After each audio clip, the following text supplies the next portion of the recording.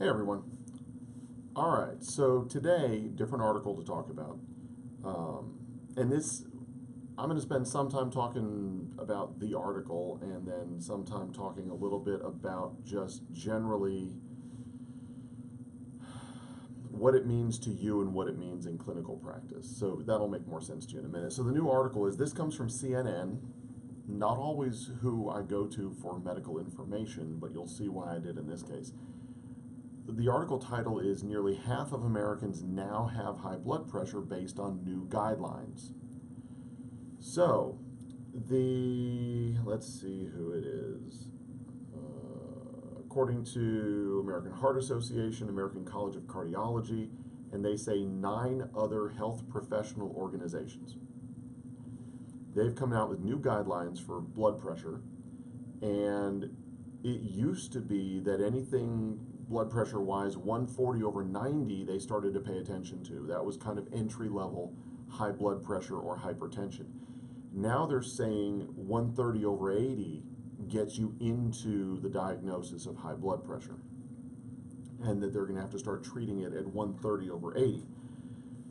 Interestingly enough, that means that about 50% of all men and 38% of all women, adults in the US, will now be considered to have high blood pressure. I think the numbers come out that takes us from about 72 million Americans to just over 100 million Americans with high blood pressure now. What they're saying in these guidelines, and it's apparently a very large document. I pulled it up online, scrolled through some of it, and it's a huge volume of a document that probably very few people are going to read. I chose not to. It says that the guidelines state that in that 130 over 80 range, patients will not generally be given medication. They will be counseled on lifestyle and diet changes and those kinds of things. I kind of take issue with that because when I hear patients come in that have been counseled on lifestyle and diet changes, the changes they've been counseled to make are usually not productive changes when it comes to things like blood pressure. For example, they're continuing to keep watching your salt intake on the list. I'll talk about that in a minute. So they're going to, whatever dietary change, I don't know if they're going to go low fat or whatever, they're very vague about that. But then you know what's going to happen is doctors are busy, they assume patients aren't going to make changes, and the next thing you know, you have another 30 million people being put on blood pressure medication. So it's interesting, as we all know, you change the parameters a little bit, and now you've got 30 million more people that qualify to be on your medication. So insurance companies will have to absorb the cost of that, as will some patients, and then you'll have that many more people taking drugs. Then they're going to need something for the side effects of those, and so on and so forth. So I don't think it's a great situation, but that's the situation we're in now. They still say, and this is worth you knowing, that a hypertensive crisis, that's when your blood pressure is high enough that, you know what, I think I'm just going to go to the emergency room and find out what's going on.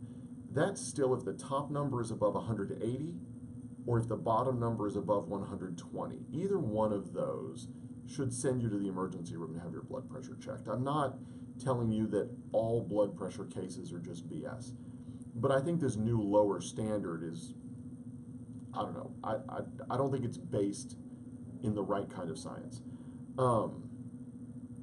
They admit in the CNN article, they interviewed a couple of doctors, and one of the ones was honest and said, look, we can see people, he gave examples, that have a blood pressure like 166 over 80 in the office, but when we send them home and they monitor it daily on their own for a while, they're averaging 128 over 70. They don't like being in the doctor's office. They don't like waiting in the waiting room. They don't like going through traffic. They don't like arguing with the doctor, knowing they're going to get prescribed something they don't want to take. Whatever the case is, they're not happy about being there. And so the blood pressure goes up. So they are aware that you can't just medicate someone based on a single reading like that. So let's talk about some of the issues I have with this. First of all, with blood pressure, and blood pressure is a very complicated issue to deal with, right? If a patient comes into a doctor's office with blood pressure, with high blood pressure, the general standard now is just treat it. Just get rid of the high blood pressure. Put them on a medication, drop the blood pressure, Um, and don't ever ask why it got high in the first place. That has problems. Sometimes your blood pressure goes up for a reason. Sometimes your blood pressure gets high because there was a partial blockage somewhere and your body couldn't get blood to where it needed to get to. Let's say there's a blockage in one of the arteries to the kidney, and the vascular system gets a feedback mechanism, a message sent to it that says, hey, I'm not getting enough blood over here, raise the blood pressure and get me more blood, so it raises the blood pressure. Well, you go to the doctor for that, and what they end up doing is they just give you medication that drops the blood pressure. Now your kidney's starving. Nobody looked for why your blood pressure got high. That's a problem. It's so easy for them to just give medication and lower it. They never look for why it got high. They don't ask.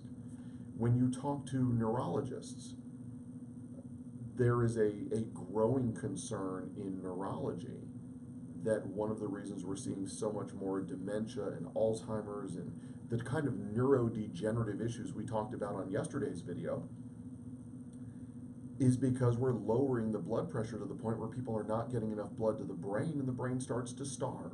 It's not that different than the kind of brain degeneration you get when you have recurrent sleep apnea. You keep starving yourself of oxygen throughout the night, and it's like having little strokes in the brain because it gets deprived of oxygen.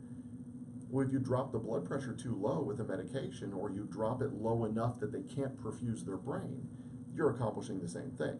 The blood pressure looks good, the cardiologist did his job, but now the poor neurologist has a starving brain on his or her hands that they're trying to fix or get to survive. So you do run into some issues with this. Likewise, like they mentioned, if you get a patient in the doctor's office whose blood pressure is at a treatable level, but at home on a daily basis, maybe it's not. If you put that person on blood pressure medication, you've now grossly over-treated them, right? You've dropped their blood pressure way too low. So now their risk of getting dizzy when they stand up and falling, breaking a hip, whatever, that increases significantly.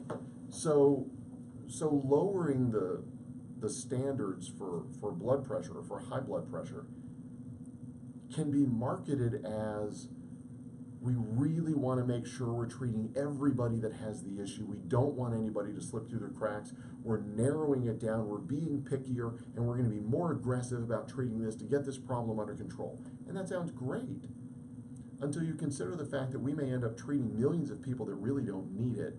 We may cause more problems than we get rid of in a lot of these people, and we still don't know why they have high blood pressure. We're just going to be selling them a bunch more medication. That's not the way they're going to present it, right? When the press releases come out, it's not going to be that. It wasn't that in the CNN article.